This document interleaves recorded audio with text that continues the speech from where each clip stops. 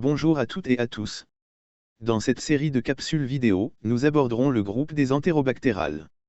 Cette première vidéo est consacrée à une présentation générale des entérobactéries, en mettant l'accent sur leurs principales caractéristiques et leur importance en microbiologie médicale. Sur le plan taxonomique, les entérobactéries appartiennent à la famille des Enterobacteriaceae. Ce sont des bacilles à Gram négatif, caractérisés par une paroi riche en lipopolysaccharides. La majorité des entérobactéries sont mobiles, grâce à des flagelles péritriches, à l'exception de quelques genres non mobiles.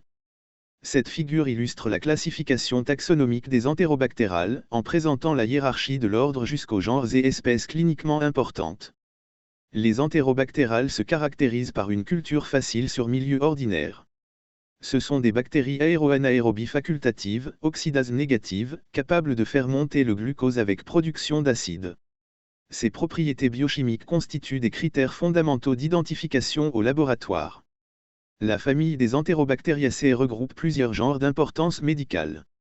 Le genre Escherichia comprend plusieurs espèces, dont Escherichia coli, la plus fréquemment impliquée en pathologie humaine. Le genre Shigella inclut notamment Shigella sonei, Shigella boydii et Shigella flexneri, responsables d'infections digestives. Le genre Salmonella est représenté principalement par Salmonella enterica, qui comporte environ 2400 sérovars, parmi lesquels Salmonella typhi et Salmonella enteritidis. D'autres espèces d'intérêt médical incluent Klebsiella pneumoniae, Proteus, et le genre Yersinia, avec Yersinia pestis, agent de la peste, et Yersinia enterocolitica, responsable de diarrhée. D'autres genres, tels que Serratia, Citrobacter et Enterobacter, sont également impliqués dans des infections humaines. En ce qui concerne les caractères généraux des entérobactérales, leur habitat principal est le tube digestif de l'homme et des animaux, l'homme pouvant être porteur sain. Elles constituent l'essentiel de la flore fécale, dominée par Escherichia coli, sont retrouvées dans l'environnement via les souillures fécales et sont fréquemment impliquées dans les infections nosocomiales. Les entérobactérales possèdent un pouvoir pathogène important et jouent un rôle majeur dans la pathologie médicale. Elles figurent parmi les principaux agents infectieux graves, responsables d'infections urinaires, gastro-intestinales et sanguines, pouvant évoluer vers un choc septique. D'autres entérobactérales sont considérées comme pathogènes opportunistes. Résidentes de la flore digestive normale, elles peuvent provoquer des infections d'origine endogène ou exogène, incluant des infections nosocomiales et alimentaires. D'autres sont pathogènes spécifiques et sont absentes de la flore commensale.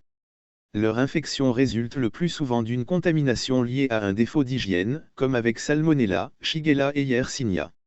En ce qui concerne l'anatomie fonctionnelle, les structures de surface des entérobactérales, telles que les flagelles, la capsule, les pili et les fimbriers, présentent une grande diversité antigénique, même au sein d'une même espèce, ce qui contribue à leur adhésion, leur pathogénicité et leur capacité à échapper au système immunitaire. En ce qui concerne la structure antigénique, les entérobactérales présentent trois principaux antigènes de surface, somatique O, flagellaire H et capsulaire K. La connaissance de ces structures est essentielle pour le sérotypage et le diagnostic de maladies spécifiques, comme la fièvre typhoïde. Parmi les entérobactérales d'intérêt médical, on retrouve des espèces telles que Klebsiella pneumoniae et Klebsiella oxytoca, Proteus mirabilis, Serratia marcescens, ainsi que divers entérobactères. Ce sont des bactéries saprophytes, largement répandues dans l'environnement, et constituant souvent la flore commensale du tube digestif. Toutefois, elles peuvent devenir pathogènes dans un contexte hospitalier, provoquant des infections opportunistes, particulièrement chez les patients vulnérables. L'usage intensif des antibiotiques exerce une véritable pression de sélection, favorisant l'émergence de bactéries multirésistantes, BMR. Parmi elles, Klebsiella pneumoniae est particulièrement préoccupante en raison de sa capacité à sécréter une bêta-lactamase à spectre étendu, BLSE. Le pouvoir pathogène de ces entérobactéries se traduit par des tableaux infectieux variés, incluant des septicémies d'origine veineuse, des infections urinaires, ainsi que des surinfections respiratoires ou ORL, notamment chez les patients fragilisés ou hospitalisés. Proteus mirabilis est reconnu comme le deuxième germe le plus fréquemment responsable des infections urinaires communautaires. Il joue également un rôle dans la formation de lithiases urinaires et peut être impliqué dans des infections nosocomiales, notamment chez les patients hospitalisés ou porteurs de sondes urinaires. Le genre Yersinia comprend plusieurs espèces d'intérêt médical.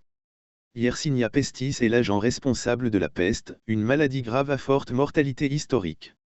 En revanche, Yersinia enterocolytica est impliquée dans des diarrhées aiguës, principalement observées dans les pays au climat tempéré et froid, et constitue une cause fréquente de gastro-entérite bactérienne dans ces régions.